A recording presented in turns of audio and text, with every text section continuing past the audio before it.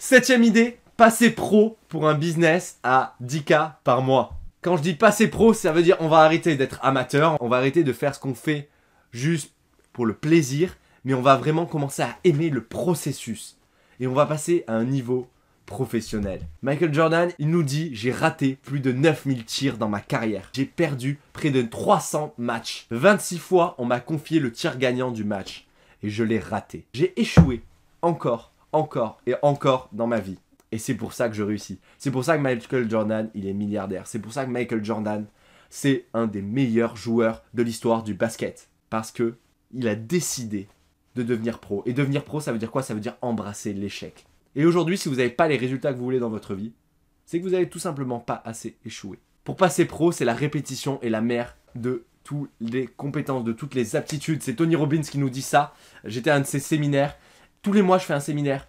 J'ai dû en faire 8 avec lui. Ces programmes audio, je les écoute, je les réécoute.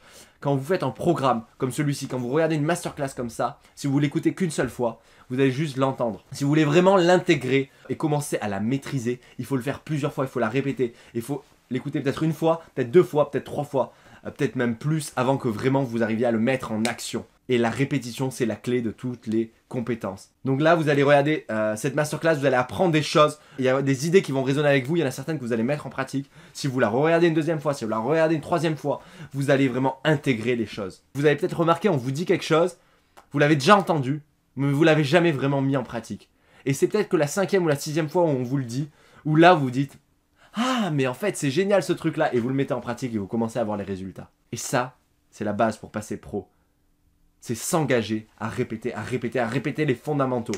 À répéter le coup droit pour le joueur de tennis des milliers et des milliers de fois. Et donc il y a 3 niveaux de maîtrise d'après Tony Robbins. Il nous dit, la première maîtrise c'est de savoir. Le premier niveau de maîtrise c'est vous connaissez quelque chose. Le deuxième c'est vous le faites. Et le troisième c'est vous le maîtrisez, vous le faites de façon inconsciente. Vous le faites en mode automatique. Et peut-être que vous entendez des choses aujourd'hui et vous dites mais ça je le sais déjà.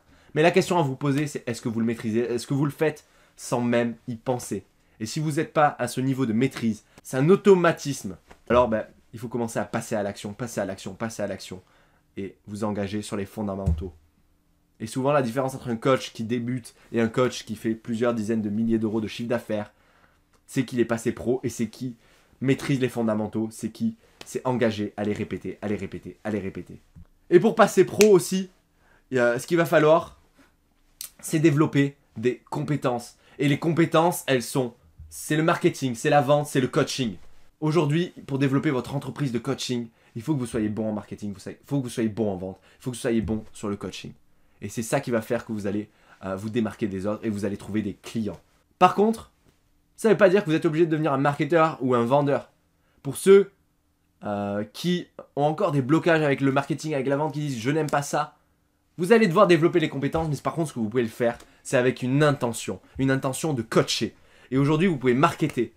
Vous pouvez aller chercher des clients potentiels avec l'intention du coaching. Je vais trouver des personnes potentielles et je vais les coacher vers la vente, vers un appel, vers un moment où je vais les coacher encore une fois. La vente, vous pouvez voir ça comme du coaching. Je vais les coacher vers ma solution, vers mon programme pour leur apporter se libérer de leur douleur et atteindre leurs objectifs. Et enfin, vous coachez quand vous délivrez votre programme.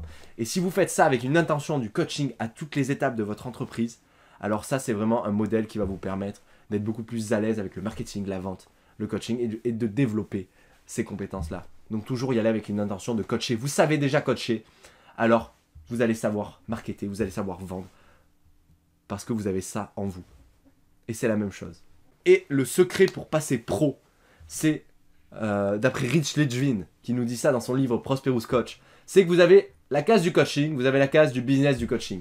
Et la plupart des coachs, ils adorent la case du coaching à côté à gauche et ils détestent la case à droite, la case du business du coaching.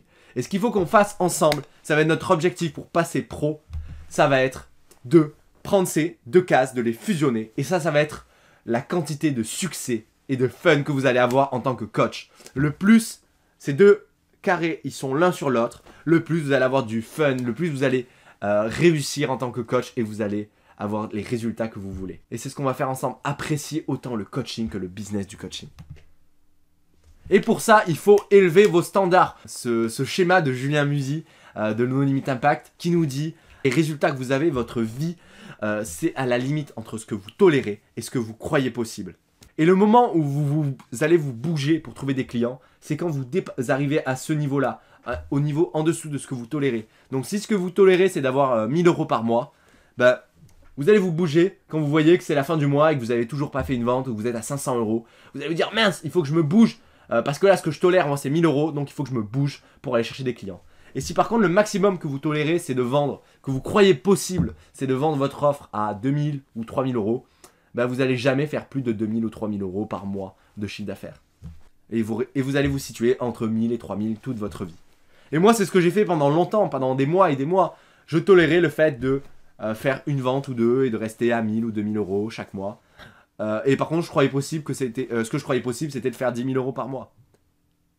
Et quand j'ai changé vraiment, quand j'ai commencé à changer ce que je tolérais et que je me suis dit, ok, maintenant aujourd'hui je prends la décision que le minimum que je tolère c'est de faire 10 000 € de chiffre d'affaires par mois et que ce que je crois possible c'est que je peux faire 100 000 € de chiffre d'affaires par mois.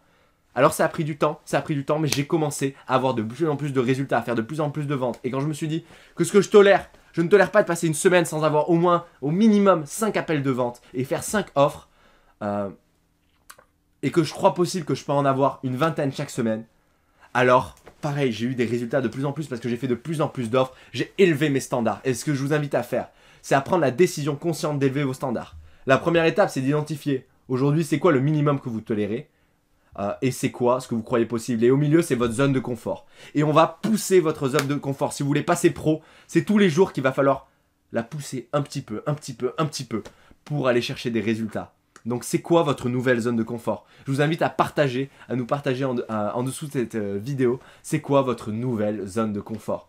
Aujourd'hui, où est-ce que vous en êtes? Ce que vous tolérez, ce que vous croyez possible et qu'est-ce que vous voulez changer? À quoi vous engagez à tolérer et à croire possible? Que ce soit financièrement, que ce soit avec votre business de coaching. Et ça va être la clé pour passer pro. Toujours élever vos standards.